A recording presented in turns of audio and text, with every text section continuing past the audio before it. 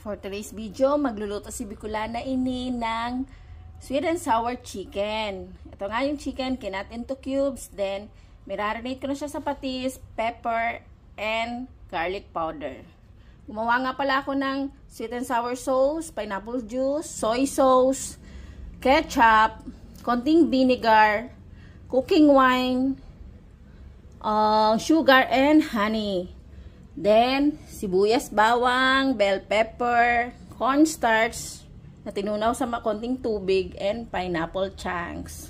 Nga pala, lalagyan ko muna siya ng flour, konting cornstarch, then breading para mas medyo may lasa. Ating ipiprito muna ito. I-mix ko lang. Yan nga, ipiprito muna natin to until golden brown. Ipiprito ko nga muna ang chicken. Eto.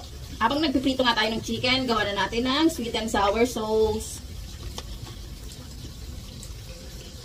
Igigisa muna ang bawang sibuyas.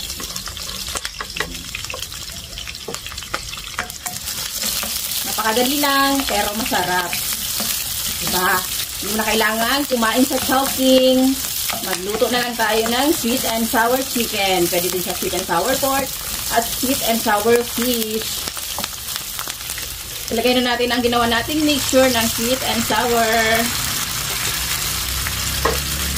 Yun lang, napakasimple lang.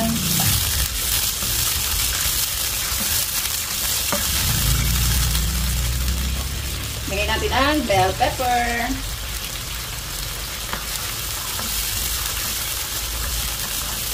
Dito nga pala ako ng liquid seasoning, konting salt, then pepper.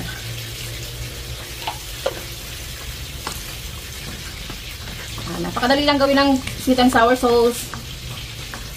Well, okay na yung timpla natin, okay na yung tamis. Tapos ilagay na natin yung tinunaw na cornstarch para medyo lumapot ang sauce. Alalay lang tayo para hindi sobrang lapot. Ayan nga, oh.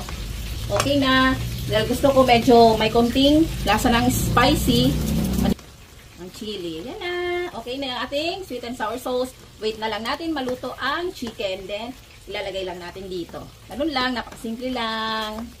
Ito nga yung naluto ko ng chicken. I-mix ko na doon sa ginawa nating sweet and sour sauce. Ayan.